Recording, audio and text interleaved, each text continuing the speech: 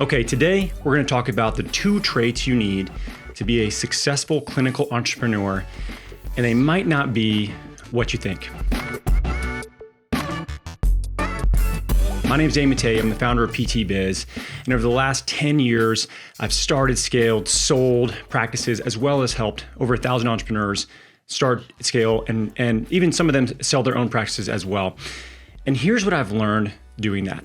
There are 2 traits that above all else are needed in order to be able to have success as a clinical entrepreneur. And one of these you already have. The second one you're probably already working on. Let me tell you a quick story about why I'm going to share this with you today and how this relates, because I have 2 children and my goal is to raise great people, right? Great human beings that are citizens, that are productive people in our world. And there's 2 things that I try really hard to instill in my kids, and they're the same things that clinical entrepreneurs need to be successful as well. The first one is they need to be kind. Kindness is an incredibly powerful skill. And honestly, it's what many of you probably already have. But I have 2 kids, one's 11 and one is 13. And one thing that we work really hard on is to help them realize that the more that you help other people, the more that you give to other people, the more impact you have in the world. The more that you help other people, it feels great. It's something that gets passed forward, and you teach somebody a lesson about how to treat other people at the same time.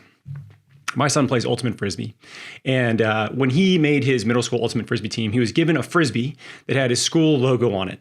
And he's never, ever thrown it. Okay, this is a treasured item for him.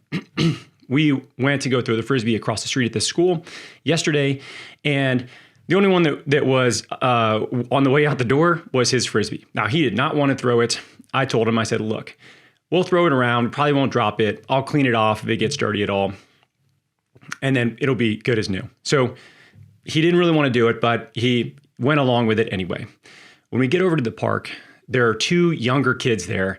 And as soon as we start throwing the Frisbee, what do? They run over and they say, can we play with you guys? Can we play? So what are you going to say? You know, like, no, get out of here, kid, scram, whatever. Keep in mind, my son's 13 years old. He's in 7th grade. And so we threw the Frisbee with him, taught him how to throw different, variations of how to throw a Frisbee, how to catch it in different places, whatever. Just ran around, ran little routes with them and had a great time.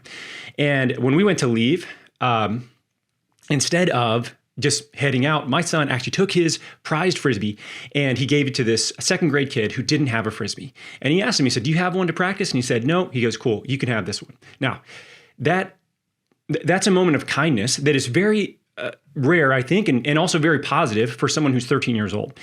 These are traits that we're well on our way to having people that are positive citizens in our world. Now, the flip side is the second trait is resilience. This is something that, frankly, everybody needs to work on to improve. And my kids are no different. And there's many things that we're doing with them to try to improve resilience as they grow up, right?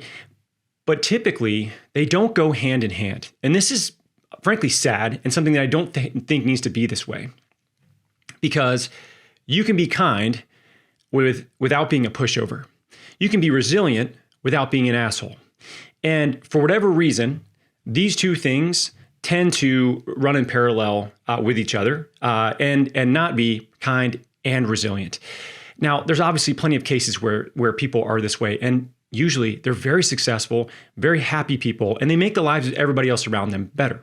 Now, you as a clinical entrepreneur, you are already probably a pretty kind person. And the reason I know that is most people don't go into the field of physical therapy, a field in which you're helping people get out of pain and get back to the things that they love to do because you're a jackass, right? Like, you're a very kind person in most cases. Now, here's where you're going to have to work really hard to actually get what you want in life.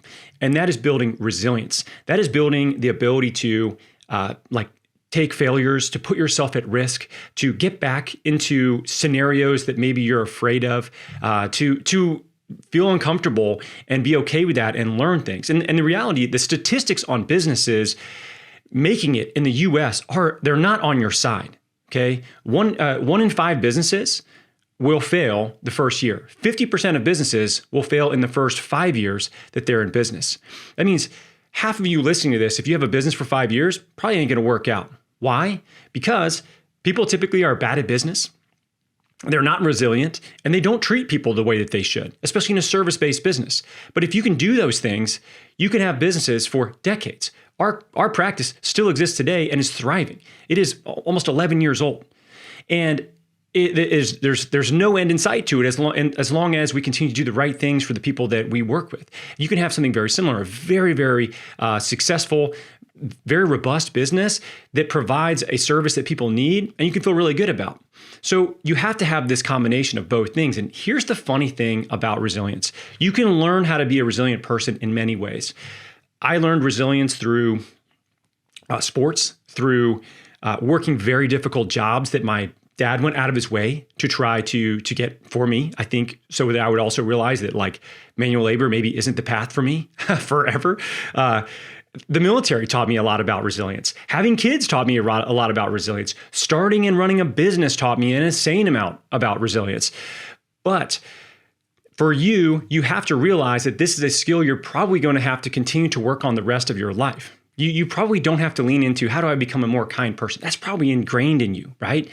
Because of who you are in the profession that you picked. But being resilient doesn't always go hand in hand with that. And what I see, and it's sad to see this, is there's a mentality that the nice guy, the nice girl, they finish last. And in some cases, that is true in our society. You'll get walked all over, passed over for promotions. You won't get what you want in life because you're scared that you're going to get turned down or that you're going to fail. This idea of somebody being kind and meek it doesn't have to be that way. You can be a resilient, gritty person, but yet still treat people incredibly well. And that is a combination that I've found to be the best combination for success, not in just business, but in life, which frankly, success in one area without the other, in my opinion, as an entrepreneur, is a failure. I want to have success in both areas. I want to have a well-rounded, balanced life. And if we need anything, honestly, like if you look at the way that society is continuing to progress, is becoming more divided. It's definitely more divisive, and we need more kind, resilient people. We need more people that are incredibly nice to each other, but they are gritty, and they put the work in. They're not afraid of failing. If they fail, they continue to push on and continue to work at getting better and better and helping people around them. And that's what entrepreneurship forces us to do. It is the number one way of improving yourself. Whether you like it or not, I thought starting a business was about starting a business. It is the most direct way to have a personal development path that I've ever found. And a lot of that is developing resiliency. It's developing getting over the fear of things that you have, the fear of talking to somebody about money for something that you're providing them that is very valuable. The fear of having that tough conversation with a staff member that isn't doing the right thing, but you're avoiding it. The fear of moving into a bigger space because you're taking on more leverage, more debt. You have loans and you're expanding. The fear of economic changes, of things that are happening and how you're going to run a business during that time. The fear of maybe leaving your job to go pursue what you actually want to do in the clinical entrepreneurship space. All of these things are fear. And being a resilient person is being able to deal with fear and be able to get over that and be able to deal with rejection and failure, because it's going to happen no matter what. So these are the two things you need: kindness, resilience. If you focus on those two things, you're going to have a whole hell of a lot of success. You're going to have everything that you want, but it's not an easy path to go that route. It's not easy at all, and you got to put the work in. So I hope this helps you. I hope this clarifies the things that you need to work on. I hope my son's Frisbee story sticks in your mind next time you think about, the passing forward, being kind to people. And I hope that you decide to take a chance on yourself and build that resilience and that grit that you only develop by actually jumping into the arena and starting and trying to grow a business.